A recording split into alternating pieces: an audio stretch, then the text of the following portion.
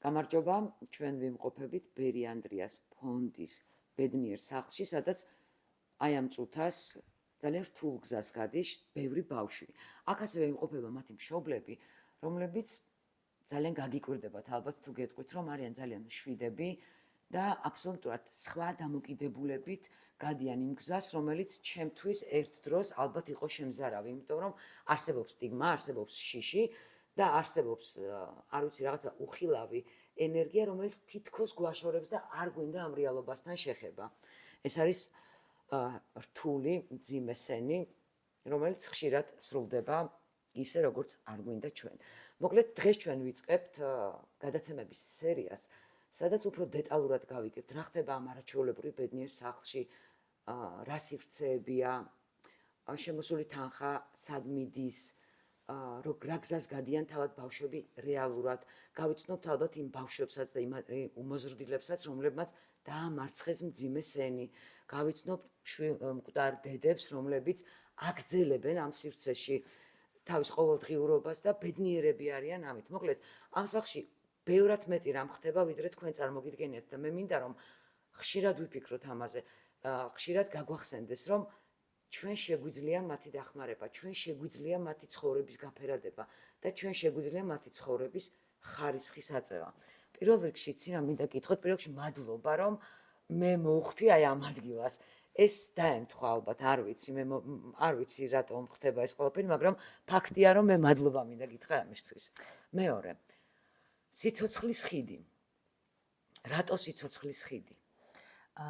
ძალიან დიდი მადლობა, ნანიკო, რომ ხარ დღეს აქ ჩვენთან ერთად და აი აწისულ ვიქნები. იმ ჩემი დიდი ხნის სურვილს აფრთები შეასხი. ძალიან დიდი ხანია მინდოდა რომ მსგავსი გადაცემა გქონოდა ბევრი რამის გამო. იმიტომ რომ იმედი გაჩნდეს, ეს ჩვენი სივრცე რაც გავაკეთეთ და შეძელით ადამიანებისთვის უფრო კიდევ ესეთი ხელშესახები გახდეს და შიგნიდან დაინახოს რა ხდება.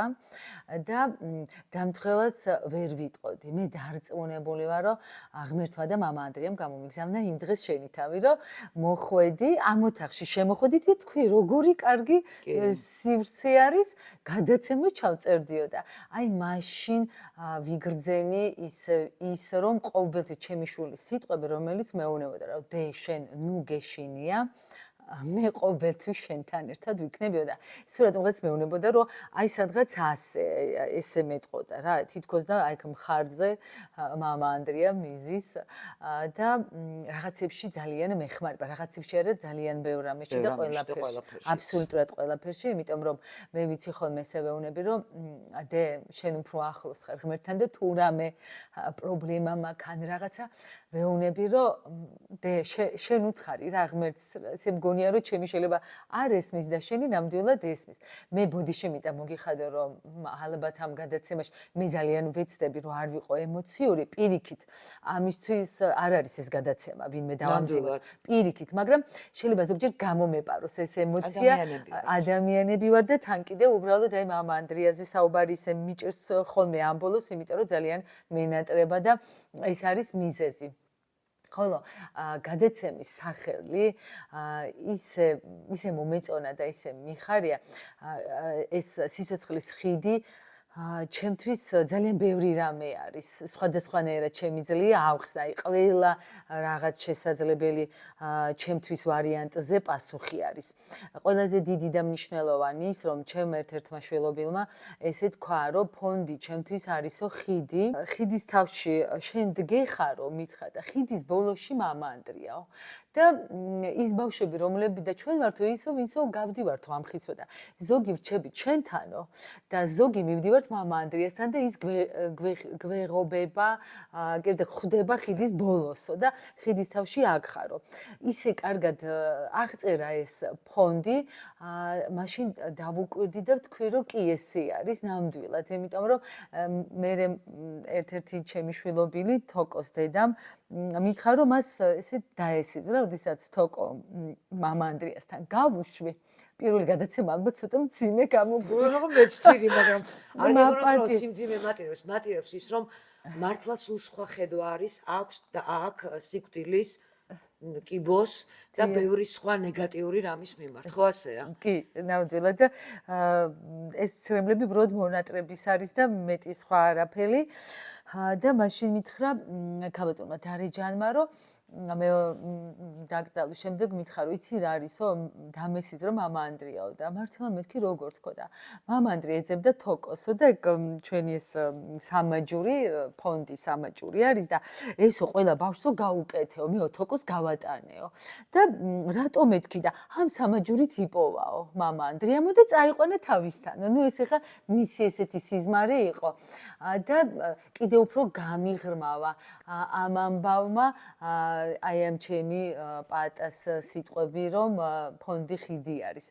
ეს შეიძლება ვნახოთ. თან კიდევ ეხა გადაცემის ჭრილში რომ შევხედოთ, ხიდი ეხა ნანიკო. ფონდსა და ჩემ შვილებს, ჩემ მშობლებსა და იმ ადამიანებს შორის, ვინც კადრს მიღმა მოგვისმენს და გნახავს. მე ძალიან მიხარია და ზუსტად ვიცი, რომ შენ რო გნახამი ჩემთან ერთად ბევრი გააჩერებს და აბა რა ხდება, ხო? და მადლობა ამისთვის, აი ამ ძვირფასი შენი დროისთვის, რომელსაც ჩემი შვილებისთვის გამოყავი. ვერ ვიზამ, მართლა გეუბნებით. ვისაც ნანახი აქვს კადრები და ბევრი ხართ ასეთი ალბათ როგორ არის მოწყობილი ეს სივრცე, მაგრამ კიდე მეორეა, რამდენი ადამიანი ფუსფუსებს აქ, როგორი სიყვარულია. ბავშვები დარბიან, მიუხედავად იმისა, რომ ზოგს ძალიან რთული გზა აქვს ახლა, ისინი მაინც რაღაცნაირად ცდილობენ, რომ იყვნენ ბედნიერები. და ამისთვის მადლობა, რომ თქვენ ქმნით ამ გარემოს, ხო? ან როგორ ახერხებთ, რომ აი ეს ბავშვები იყვნენ ასეთი ბედნიერები, ასეთ რთულ მომენტში? სიმართლე რომ გითხრათ, ბავშვები ისეთი ლაღები და მართლა ბედნიერები არიან ამ სახლში და ჩვენ, არა მარტო მე, თელმა გუნდმა ბერი ანდრიას ფონდის ვიზრუნეთ იმაზე, რომ ეს სახლი ყოფილიყო მათთვის ის სივრცე, სადაც ყველაფერი შეიძლება, ყველა სურვილი სრულდება, ყველა ოცნება.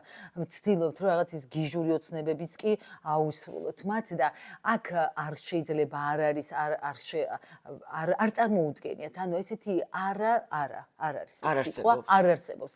ყველაფერი შესაძლებელია და ყველაფერი იქნება. აი, ესე გონიათ ხოლმე მარიამი ამბობდა, რომ ეს ჯადოსნური ჯოხია, ესე ავიქნებთ და ყველაფერი მართლა ასეა, მე მოვყევი უკვე და სივრცეში დევს ინტერნეტ სივრცეში წინა მოსვლაზე შემოვედი თუ არა, საჭიროება ქონდა დახმარების აფხაზეთიდან ბენეფიციარს, ის ეხლაც აქ არის, ხო? დიახ.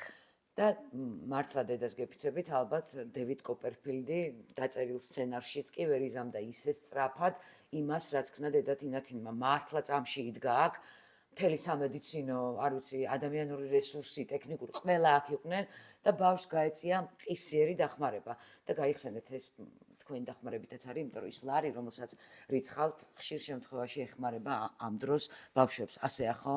და ძალიან დიდი მადლობა მინდა გადაუხადო ყველა იმ ადამიანს, ახლა უკვე 14 წელია, რაც ფონდი არსებობს და ბევრი კარგი ადამიანი შემოვიკრიბეთ მამა ანდრიას დახმარებით და ღვთისწყალობით.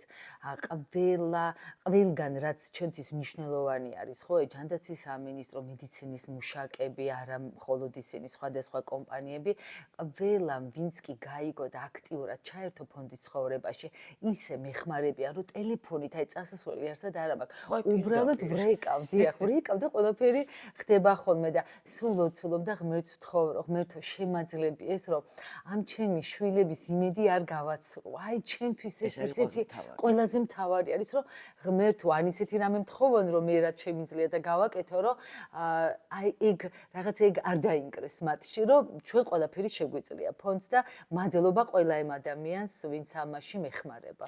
ეხლა ჩვენ საუბრობთ იმ ემოციურ ნაწილზე, რომელიც, ყველა შემთხვევაში ამის გარეშე აქ ვერ შემოხვალ და აქედან ვერ გახვალ, მაგრამ ამ ყველაფრის უკან ძალიან დიდი შრომა დევს. არის სწავლები, არის კვება.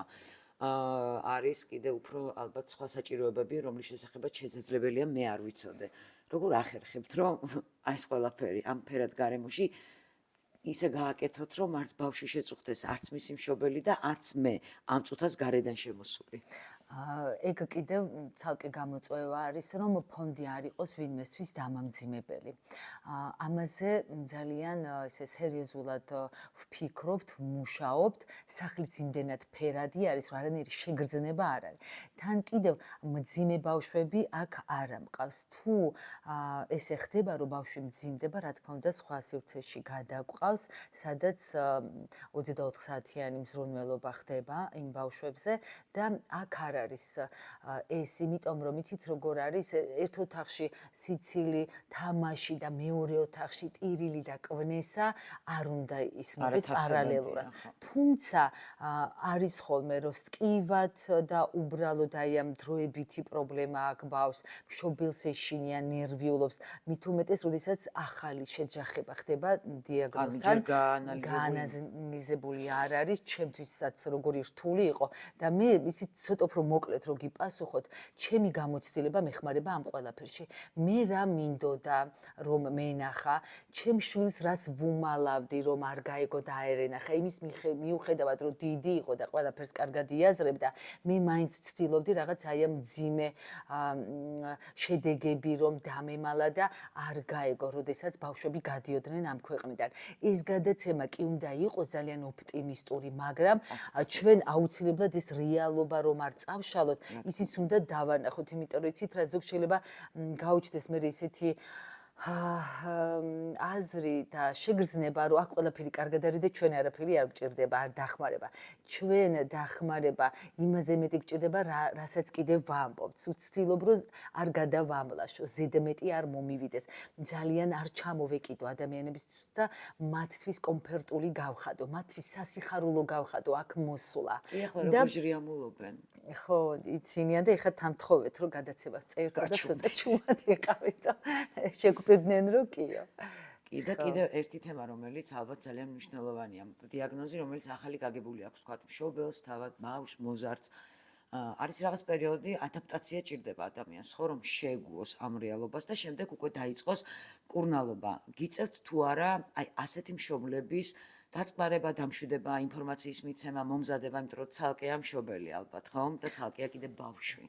ყველაზე მნიშვნელოვანი არის მშობელი. ბავშვზე მეტად, იმიტომ რომ ბავშვები უფრო ისეთი ლაღები არიან და აი ვერ ხვდებიან, სიმართლე რომ გითხრათ, სირთულეს და აი ამ გააზრებული არ აქვთ, ხო, მშობელს უფრო ეშინია და მე ყოველთვის ყველა მშობელს აი მხოლოდ სტიმულს ვაძლევ და თან კიდევ ამ სახში გვაქვს იმის შესაძლებლობა, რომ ჩემი მორჩენილი ბავშვები, რომლებიც უკვე ძალიან წარმატებულები არიან, სხვადასხვა სფეროში უკვე მუშაობენ, სწავლაც დაასრულეს და წარმატებული ადამიანები არიან, იმათთან ერთად შეხვედრა ძალიან მნიშვნელოვანი არის ჩემი მშობლებისთვის და ვეუბნები. აი ნახე შენი შვილის დიაგნოზით ეს მორჩა, კარგად არის. ხო ხედავ, შენიც მორჩება. რეალური მაგალითი. დიახ, აი რეალური მაგალითი არის ძალიან მნიშვნელოვანი, იმიტომ რომ ისევ ჩემი გამოცდილება დამეხმარა ამაში, თორე ხა მე ყველაზე კარგად გამოვიდეს ნამდვილად და ყოველთვის თავდაბლურად ვიქცეოდი, მაგრამ არა, დღეს ვიტყვი და ღმერთმა შემინდოს თუ რამეს ძალიან ზედმეტობ,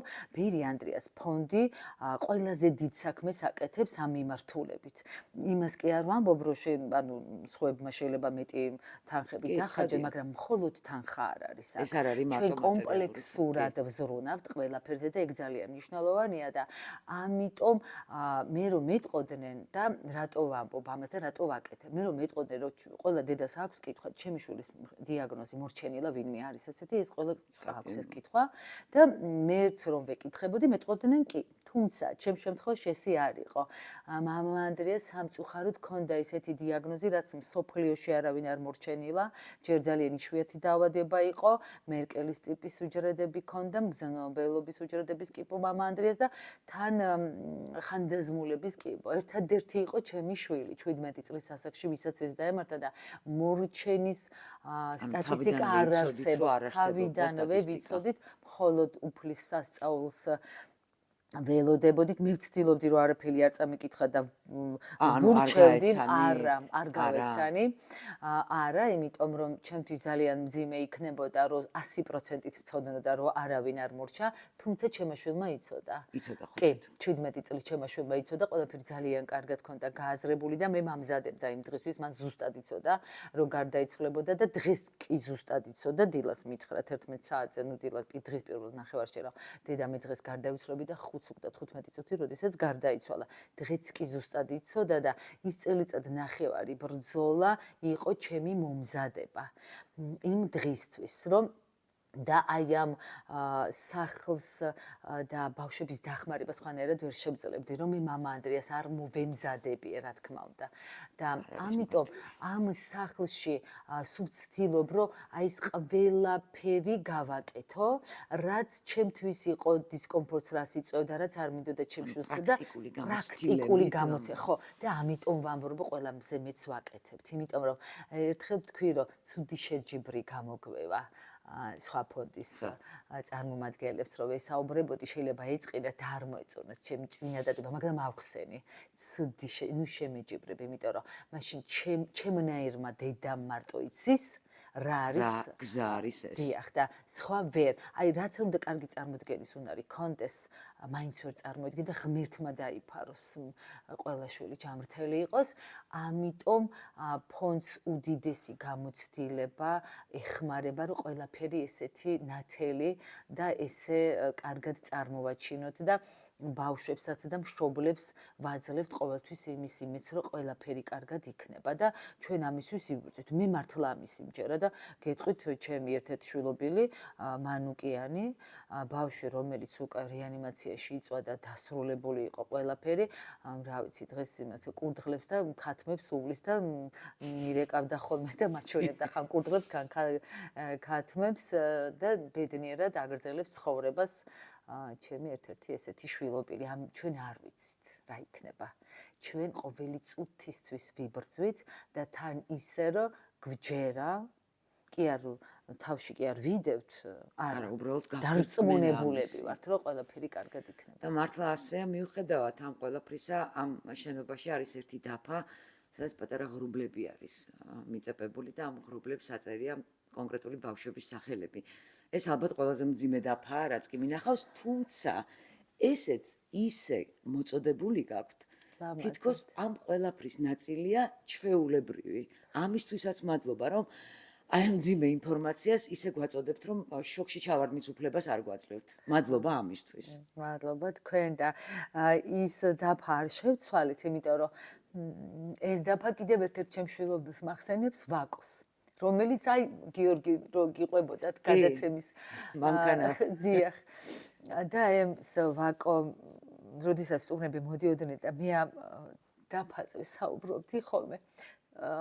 ვაკო სულ აკვირდებოდა და მე ვიფიქრე ნეტა რას უყურებს მეთქი და მე თვალი დავიჭირე რომ ბოლო ღრუბელს უყურებ და ხოლმე სახელი დაემატებოდა თუ არა. და მე როდესაც სხვა ბავშვები გადიოდნენ და ვაკო იმ ასაკში იყო რომ მიჭირდა ისვის ახსნასაც წავიდნენ და რაღაც ჩემთვის უფრო მარტივი იყო რომ ვეუბნებოდი რომ უცხოეთში წავიდნენ სამკურნალოდ. და ის ბოლო ღრუბელი, რომელიც ეხაც არ მომიკიდია იმაზე, ხელი ისე ვისახელი არის, რომ ესე მგონია, რომ იქ რო მივამატო, ვაკო მიყურებს, თუმცა ეხა ვაკოც მეხმარება, რომელიც სასუფეველში მამა ანდრიასთან აი ეს ხიდი გაიარა. აი მივედით ისევ ხიდთან. ისევ ხიდთან მივედით, ისე ჩვენ გადაცემა და რომელმაც გაიარა ეს ხიდი და დღეს მამა ანდრიასთან ერთად ისევ ზრუნავს ჩემს სხვა შვილობილებს. მარტო მამა ანდრიას მადლით კი არ ხდება. მე ამას ვამბობ, რომ ყველა ის ჩემი შვილობილი 157 ბავშვი, რომელიც გაუშვი მამა ანდრიასთან ერთად, აი ისინი ყველა ესე ჩემი ჯარისკაცები არიან და აი ყველაფერში გვეხმარებიან. როგორც აქ ვართ, აქ საქსული და რაღაცებს ხო ვაკეთებთ, ყველა თავის ვალდებულება აქვს. ესე წარმომიდგენია, რომ ისინიც ისე იქცევიან მაღლა. მეგობრებო, ეს გადაცემა კვირაში ერთხელაც სიხშირით დაიდება. დღეს ძალიან ემოციური გამოვიდა საუბარი, თუმცა ემოციების გარეშე მართლა შეუძლებელია ამ ყველაფერზე ასე. სხვა გადაცემებში ჩვენ ალბათ გვეყოლებიან ხან ექიმები, ხან ადამიანები, ვინც ეს გზა გაიარეს და ახლა ბედნიერად ულიან კურდღლებს, არ ვიცი, გოჭებს, ძაღლებს, გვეყოლებიან მშობლები, რომლებმაც გაიარეს, მაგრამ არ დაასრულეს ისე, როგორც მათ ეგონათ, მათ გამოცდილებასაც გავიგებთ. მოკლედ, დაგველოდეთ ჩვენ შევეცდებით, რომ ყოველ კვირას უფრო ახლოს, უფრო ღრმად ჩავიხედოთ იმ სამყაროში, რომელსაც თითქოს თვალს ვარიდებთ. ეს ბედნიერების სახლია.